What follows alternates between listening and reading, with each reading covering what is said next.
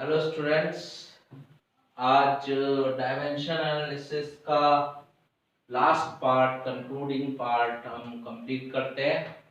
तो जैसे कि हम लास्ट पार्ट चल रहे थे, बहुत टफ है जो आपको लग रहा होगा, तो कोशिश करते हैं फिर से समझने की। एक और एनसीईआरटी क्वेश्चन डील करते हैं, कुछ क्वेश्चन डील करते हैं और देखते हैं आप कंफर्ट हो जाए। ये G gravitational universal gravitation constant की वैल्यू गिवन है आपको 6.67 × 10⁻11 newton metre square KG minus 2, और इसकी वैल्यू आपको बतानी है कितनी होगी, centimetre cube second minus 2 gram minus 1। यानी कि ये सेंटीमीटर सेकंड ग्राम, यानी कि समझ गए होगे सीजीएस में है बदलना, और ये केजी मीटर न्यूटन है, ये एमकेएस सिस्टम में यूनिट है।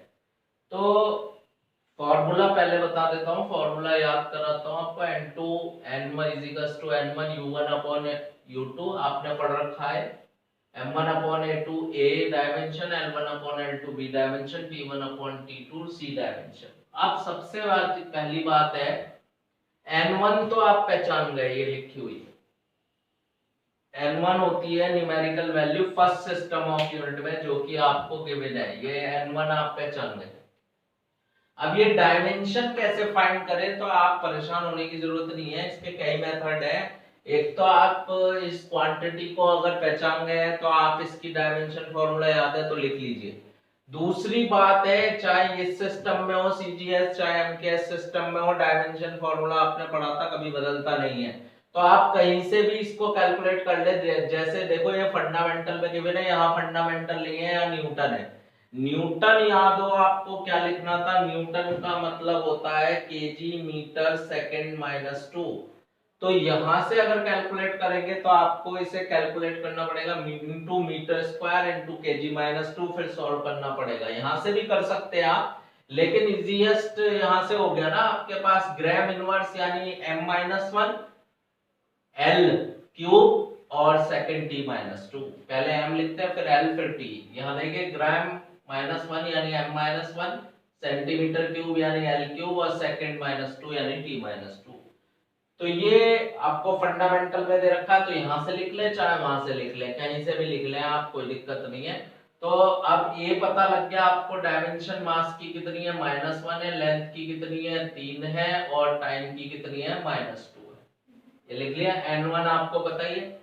अब m1 बताइए आपको, पहला सिस्टम mks में केजी, m2 किस में बदलना, ग्राम में, ये मीटर, सेंटीमीटर, सेकंड, केजी आगे का सॉल्व करना तो आपको आता ही है। केजी में 1000 ग्राम है, मीटर में 100 सेंटीमीटर है, सेकंड से सेकंड कैंसिल हो गया।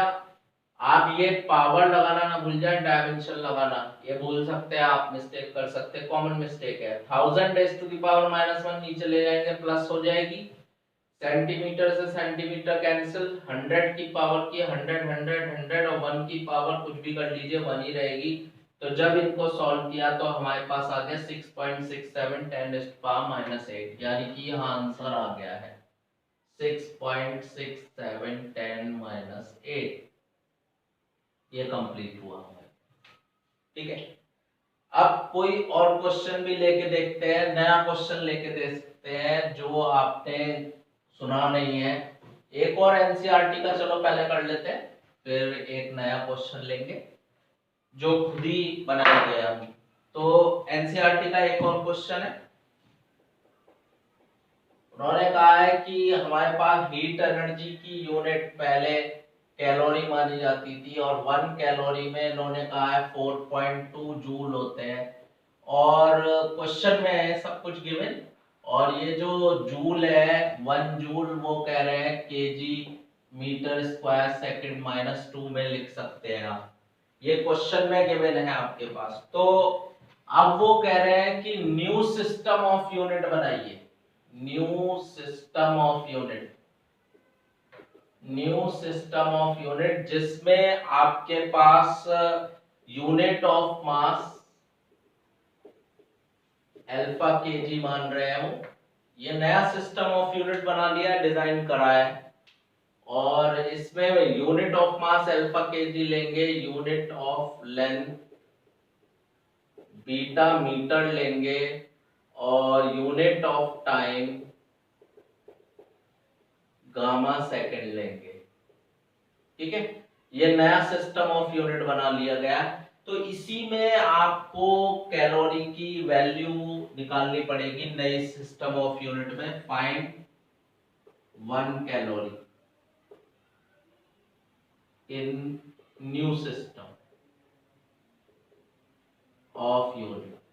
तो एनसीईआरटी का क्वेश्चन है, अच्छा क्वेश्चन है, तो चेक करते हैं। फॉर्मूला वही पुराना, और पुराना formula n2 n1 u1 upon u2 n1 m1 upon m2 a dimension, l1 upon l2 b dimension, t1 upon t2 c dimension. अब सबसे पहली बात तो आप ये समझ लीजिए कि इस क्वांटिटी को पहचानिए, किसको कन्वर्ट करना है, कैलोरी या जूल। जूल से पहचान सकते हैं, जूल, और इसकी वैल्यू भी दे रखी है जूल की क्वेश्चन में, KG metre square second minus 2, यानी कि डायमेंशन फॉर्मूला लिख लीजिए, इसका कितना हो गया, ml स्क्वायर t माइनस 2 हो गया। तो सबसे पहले अपने आप को फुल प्रूफ बना लीजिए, डायमेंशन पता लगा के। m की कितनी हो गई, 1 हो गई। n1 की वैल्यू इस क्वेश्चन के लिए चेंज करेंगे और डायमेंशन चेंज करेंगे। तो देखते हैं इनको, सारी वैल्यूज की डायमेंशन लिखते हैं, फॉर्मूला यही यूज होगा इस क्वेश्चन में भी। अब वैल्यू लगाते हैं। n1 की वैल्यू देखिए, किसको कन्वर्ट करना है, 1 कैलोरी को, और 1 कैलोरी कितने जूल है, 4.2 जूल, और इस कैलोरी को नए सिस्टम ऑफ यूनिट में लाना है हमें। तो 1 कैलोरी में 4.2 जूल है, यानी n1 कितना है, 4.2 है, 4.2। ये एमकेएस सिस्टम में, इसे नए सिस्टम में बदलना है, इस सिस्टम ऑफ यूनिट में, बार बार बता रहे हैं। तो पहले डायमेंशन फॉर्मूला लिखिए, m1 अपॉन m2, m की डायमेंशन 1 आ गई, लेंथ की डायमेंशन 2 आ गई, और टाइम की डायमेंशन -2 आ गई। ये तो क्लियर है हमारे पास। अब आ गया ये 4.2 m1,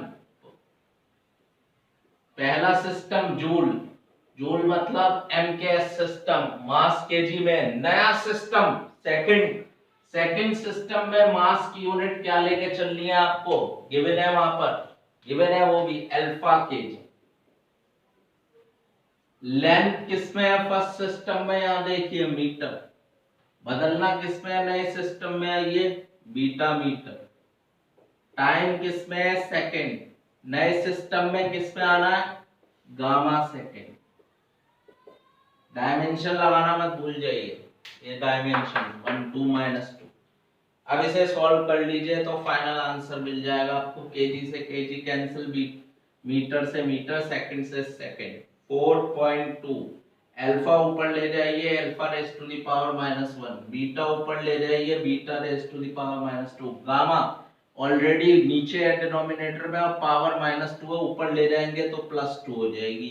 ये वैल्यू आ गई नए सिस्टम ऑफ यूनिट में, न्यू सिस्टम ऑफ यूनिट। तो ये समझ लीजिए, अच्छे से समझ लीजिए, ये क्वेश्चन एक से एक टिपिकल क्वेश्चन अब लेके चल रहे हैं। अगर ये क्वेश्चन समझ में आया होगा तो हम एक नया क्वेश्चन डिजाइन कर लेते हैं, ठीक है, और कोशिश करते हैं कि आप उसको कर पाएंगे।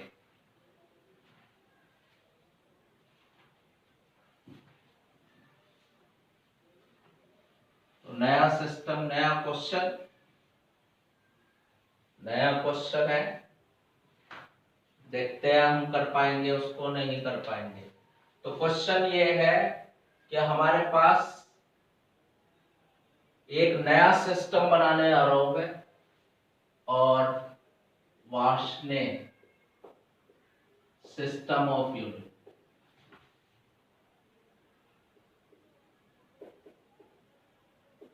एक नया सिस्टम बना लेते हैं, ठीक है।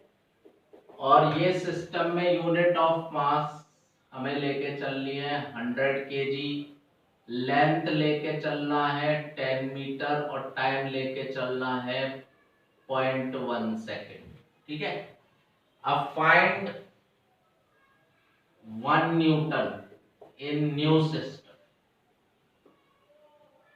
system of unit। ठीक है, तो आप कोशिश करिए फिर से इसे करने की। फॉर्मूला यही रहेगा, फॉर्मूला कभी नहीं बदलेगा। n2 की वैल्यू चाहिए, n1 की वैल्यू डिसाइड करिए।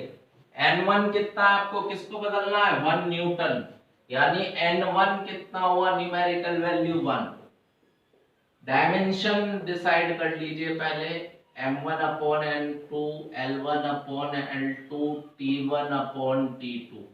डायमेंशन डिसाइड करिए, कौन है न्यूटन, कौन है फोर्स, तो फोर्स की डायमेंशन क्या होती है, ml t माइनस 2, यानी m1 l1 t माइनस 2।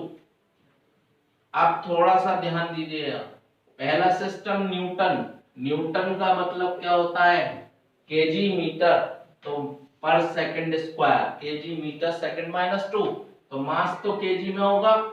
नए सिस्टम में आइए, नए सिस्टम आर्शने सिस्टम, इसमें यूनिट ऑफ मास क्या रखनी है आपको, 100 केजी। लेंथ मीटर में होगा एमकेएस में L2। वार्शने सिस्टम ऑफ यूनिट में लेंथ की कितना आपको रखना है, 10 मीटर। टाइम सेकंड में है एमकेएस में, और वार्शने सिस्टम ऑफ यूनिट में टाइम क्या लेके चलना है, 0.1 सेकंड। अब सॉल्व कर लीजिए, तो ये आ गया 1/100 इंटू 10 इंटू, ये देखिए -2 है, 1/0.1 है, -2 है, ऊपर ले जाइए तो 0.1 इंटू 0.1, तो कितना हो गया, 1/100 इंटू 10 इंटू 10 इंटू 10, पॉइंट हटाएंगे तो यहाँ पर 0 आ जाएगा, तो ये हो गया 2 3 4 5, 1/10⁵, that is 10⁻⁵। तो 1 न्यूटन वार्शने सिस्टम ऑफ यूनिट, जिसमें मास लिया गया था 100 केजी, लेंथ ली गई थी 10 मीटर और टाइम लिया गया था 0.1 सेकंड, उसमें ये आंसर आ गया आपका। ठीक है, तो ये क्वेश्चन ट्राई करिएगा, और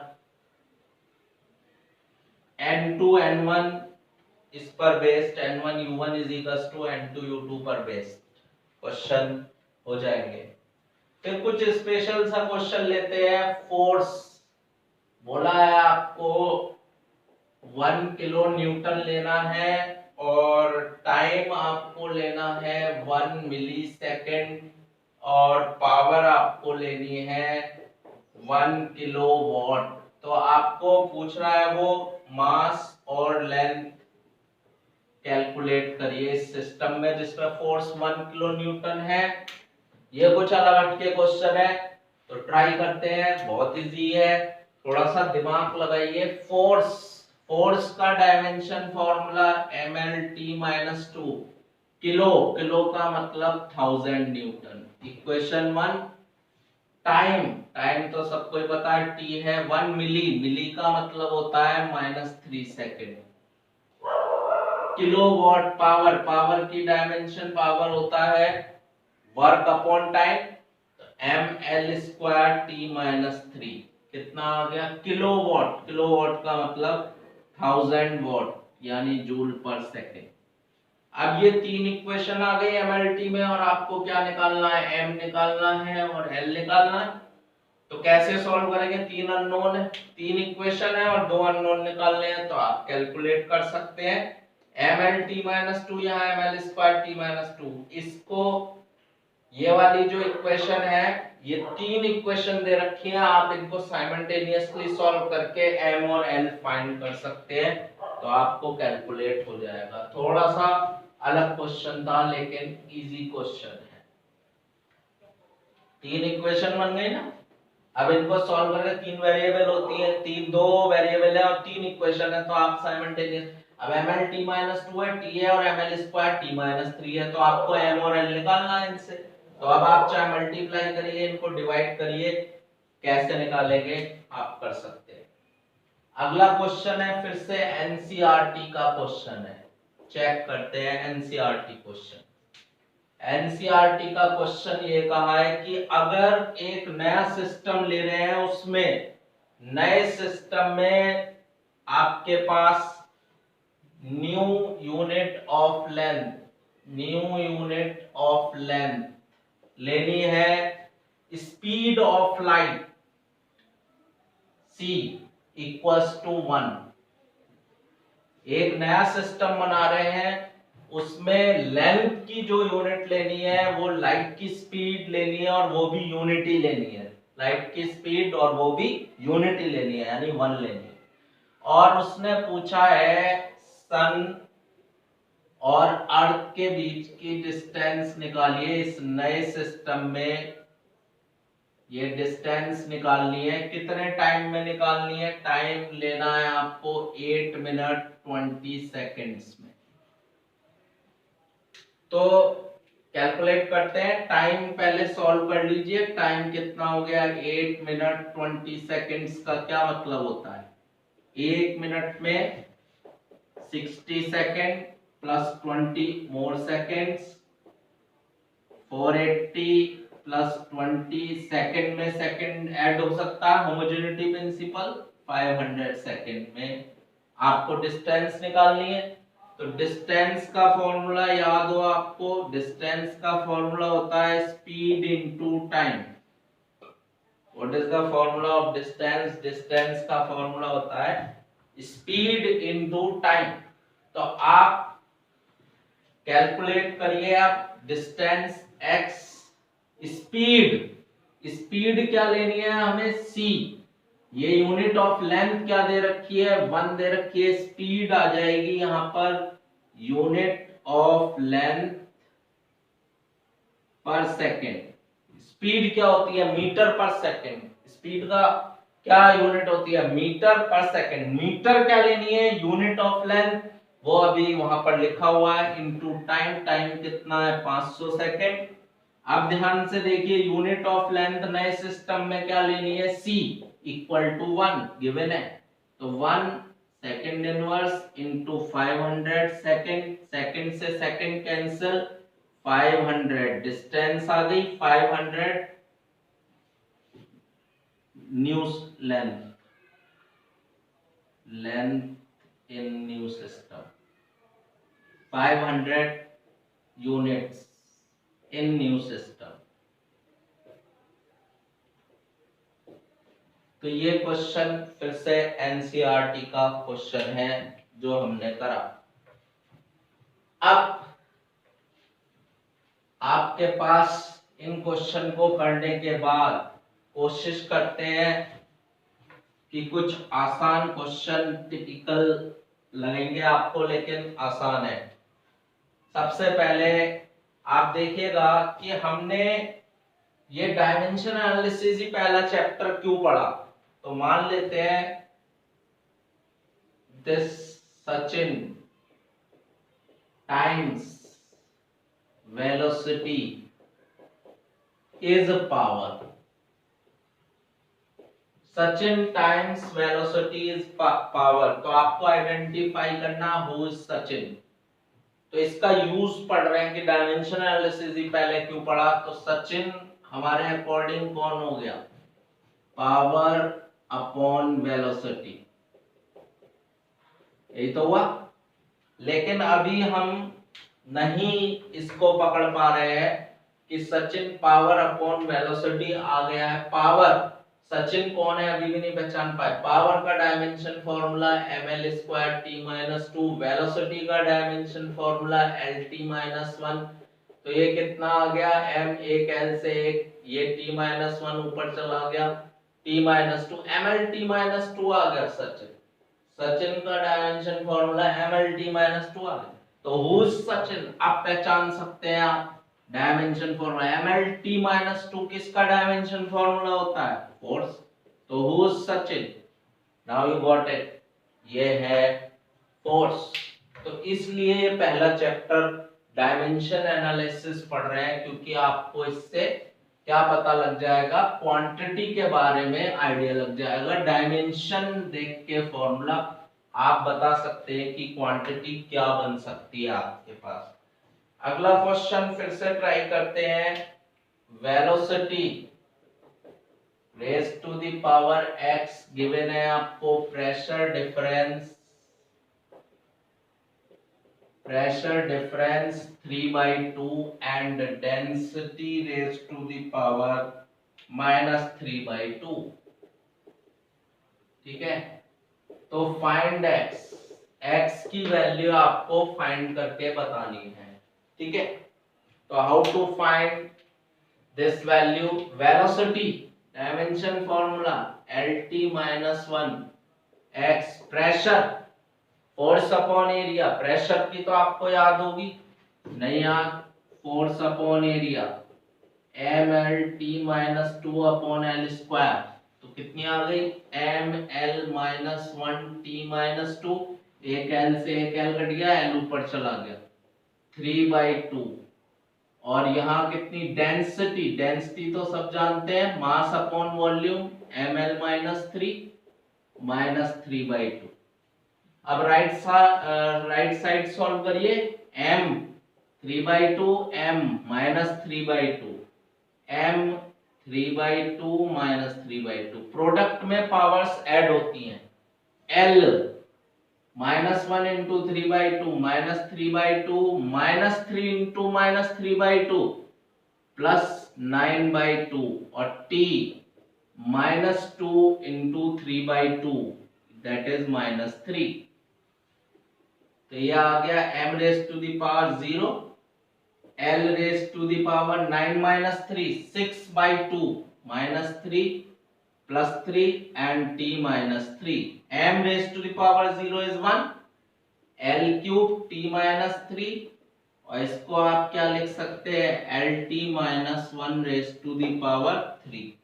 और लेफ्ट हैंड साइड में LT-1 raise to the power x। तो दोनों तरफ LT-1 LT-1, तो डायमेंशन भी सेम होनी चाहिए, यानी x की value is 3। So that's how you have to solve the problems of the dimension analysis। की प्रॉब्लम्स आपको सॉल्व करनी है।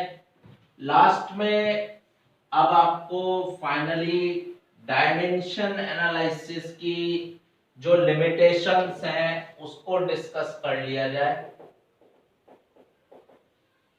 Limitations, shortcoming of dimension analysis.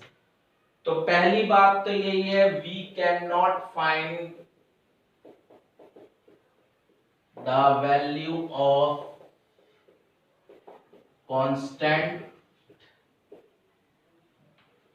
Dimension analysis से जो क्वांटिटी डिपेंड करती थी, जो हमने एप्लीकेशन पढ़ी थी इससे पहली वाली, रिलेशन एस्टैब्लिश करने के लिए प्रोपोर्शनलिटी हटाते थे, तो कांस्टेंट की वैल्यू के की वैल्यू हम डिसाइड नहीं कर सकते। वैल्यू ऑफ कांस्टेंट के एज 6 पाई और 4 पाई और 1 2 3 whatever it is, we can not determine. Second, we cannot establish relation between quantities।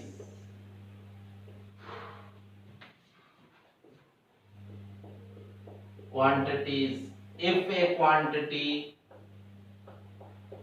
depends on more than 3 quantities। अगर कोई क्वांटिटी 3 से ज्यादा क्वांटिटी पर डिपेंड करती है तो हम उसको डायमेंशन एनालिसिस से रिलेशन नहीं निकाल सकते। आप पढ़ चुके हैं, मैंने एक क्वेश्चन कराया भी था, P/L जो रेट ऑफ फ्लो है वो डिपेंड कर रहा था प्रेशर पर, लेंथ पर, विस्कोसिटी पर, रेडियस पर, तो हमने P/L को कंबाइन करा था, वही है limitation. Third limitation, we can नॉट predict whether quantity is scalar or vector। is scalar or vector।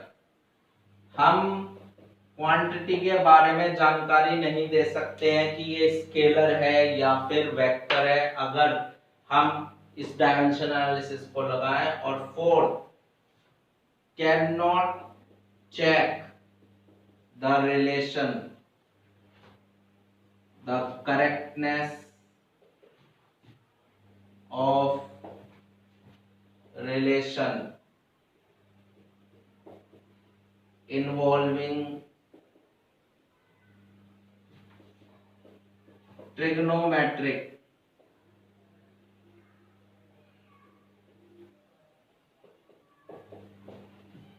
ratios, exponential term,